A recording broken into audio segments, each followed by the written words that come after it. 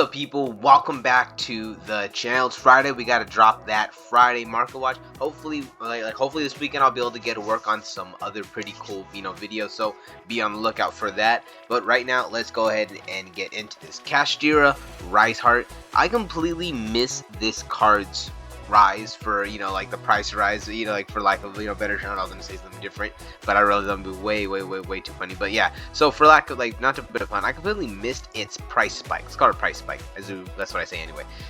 I missed the price spike. I probably maybe at the end of end coming out of February. It looks like I missed it by about 2 weeks. It was in the $25 range, but now let's say you kind of picked them up for about $10, $11.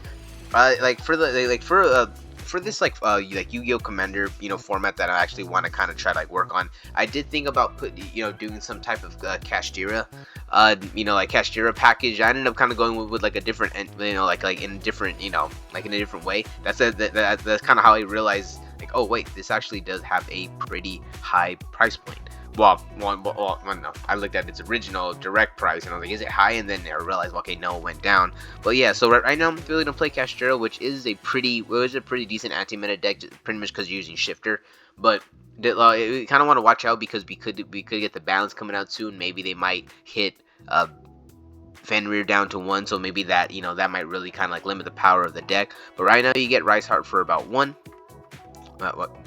You get Rise Heart for about $10. I don't know why I said 1. Kashtira Fenrir is another one that has kind of been coming down. Originally these were kind of going more in the $20-$25 range, but now it looks like they're coming down. You get the prismatic ones for about 18.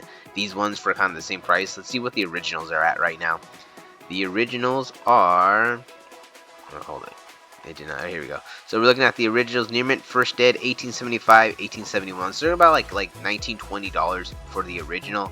And then if we go over and we check the reprint, the prismatic version right here, we got 18.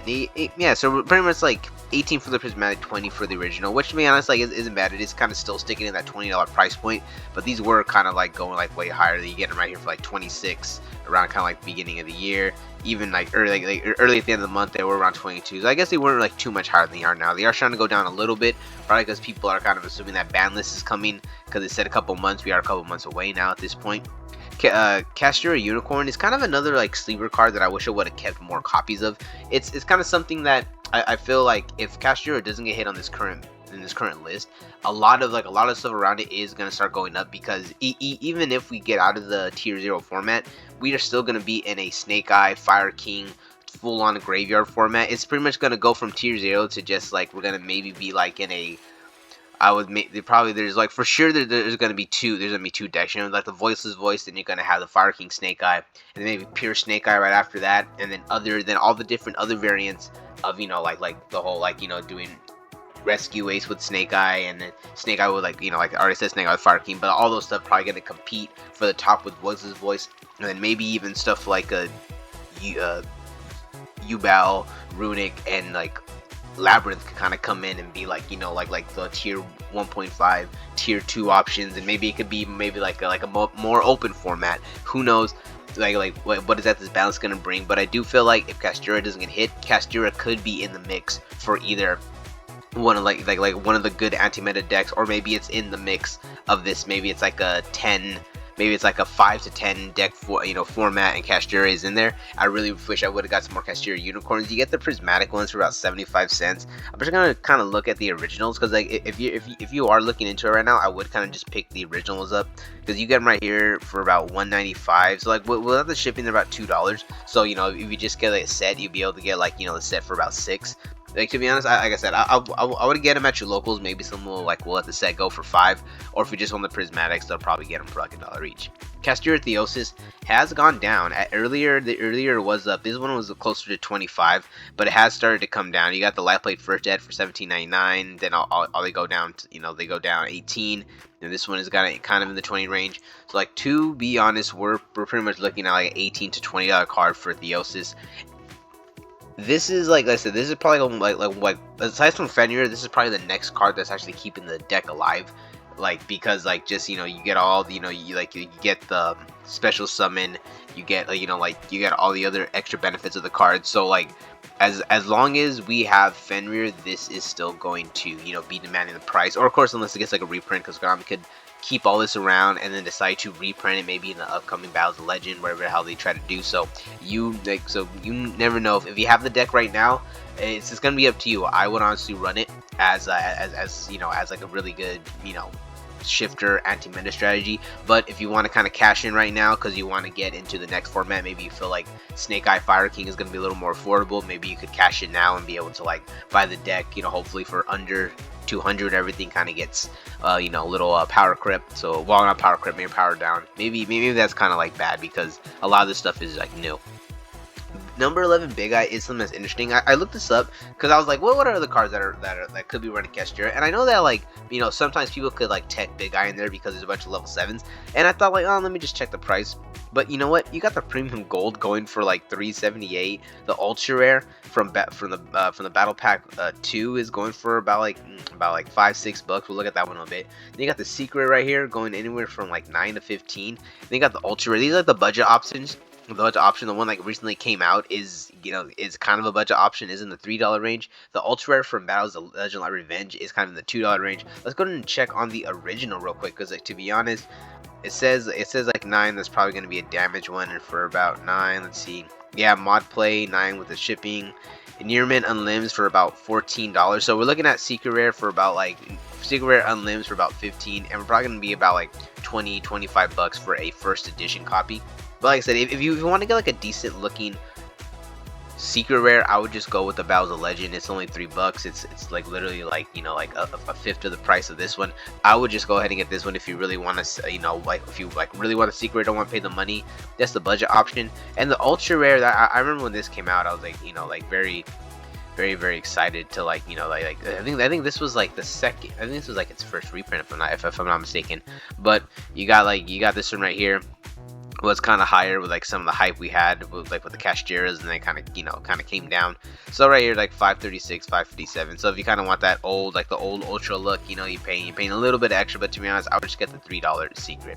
Diviner of the Herald is a card that I'm probably gonna find myself having to buy, even though I'm pretty sure it's getting its reprint in the anniversary and the anniversary collection too. So I'm kind of like going back and forth because I really feel like I want to go back to my to the deck that I was playing a few months ago, and normally if I wanted to jump if I want to jump back to a deck, I usually keep a lot of the main core stuff. But I did decide to sell the Heralds because they were pretty high, and now I'm kind of on the fence because a part of me wants to bring that deck back because I think this is a especially if we get a balance, it's a perfect time to bring this deck that I'm thinking about back. But at the same time, I don't want to sit there and spend the money and then it gets reprinted, and I'm put in a rock and a hard place. So it's gonna depend on all of the events that's coming up. So we are gonna see about that one. But you get right here, Prismatic Secret Rare going for about $23-24. Secret Rare going for about $25. To be honest, like I said, either one you pick up is gonna be expensive if you really want the original, because these are, like I said, they looks like they're coming down, but they're probably gonna be plateauing. They're gonna be staying around this like $26-27 range. So I would just pick up the Prismatics if you just want to play the deck, because they're gonna get the reprint. And then Fossil Dyna Pachycephalo is an interesting is interesting because these last two cards are pretty much like floodgates that I feel like we could start incorporating into the game. Maybe there's some engines that maybe get an extra summon from the hand, some engines that don't even need to use their normal summon, and they could kind of just sit there and do special summon, do all the special summoning, and then kind of end on a Fossil Dyna if they're able to draw, or maybe even search it. I'm not 100% sure if you can search it, but if you got the secret rare from Legendary Destruction, is just really expensive. You got a lot of I know Edison format uses this too, so you got the Edison format people that love the original print. This one's kind of going up. You got the common from Astral Pack, which is like $224, really $2. So you got the Dual Saga one going for about $5, Super Rare going for about $3, Premium Gold going for about $2. So it's pretty low right now. To be honest, I would go for the Super Rare from Legend. It doesn't look that bad. If you really want a higher rarity, you can get this one, but not a lot of people like the look of this, the Dual Saga one. But in all honesty, I really do feel like anti-meta could make some kind of splash. Because like, to be honest, like if I believe if we get a ban list, I think Labyrinth could do something. And I'm just thinking like, what if we just bring Border Stun back? That's another deck that I would love to kind of give a shot in in a format where like Labyrinth is good. I wonder if Border Stun could like, it'd be a little hard, but like if you could sit there and establish like a Fossil Dyna, or if you could establish like, you know, you get the Inspector Border out, and then you're able to like like really keep, you know, like really protect it. Bam, you know, it's like there's really not a lot that these trap decks are going to do. Like they don't really have the ability to link go into the extra deck, or if they can't special summon, they're not getting ladies. So yeah, and like I said, and then if Labyrinth's good, that means the format is, I wouldn't say weak enough, but it's low enough for trap decks to thrive. So I don't know, maybe that could be a possibility. So like, watch out for some Fossil Dynas running around. And the last card I want to talk about, speaking of anti-meta and, you know, Floodgate, is Skill Drain. This right here is interesting to me because the only ones that are expensive are the Lost Art promotion, the ultra rare from like from the Turbo pack, and then, you know, like this one, the original from Dual Terminal 3. Every other version is like under like this one says market price 4, so it probably depends on the, you know, like how you know, like how beat up it is. If you have like a decent copy, it might be 4, but as like these ones aside right here, all other ones are about $2. You got Skill Drain across the board for $2. I would not leave Skill Drain just right there for like $2 right now. If for some reason you don't have Skill Drain, or maybe if you're not even or maybe if you're just not thinking about it, maybe just start kind of pledging these ultra rares from Magnificent Maybes. Maybe just start kind of pulling, you know, some of them out of binders, pulling them to the side, and just get yourself like a little stack. Because like I said, if there's a format to where Lab is good, there is a potential where a stun trap deck could be good. And even though we don't have all the floodgates like we used to, we do have a lot of really good traps to replace them. Alright guys, that's it for the video. Peace out, and I'll catch you in the next one.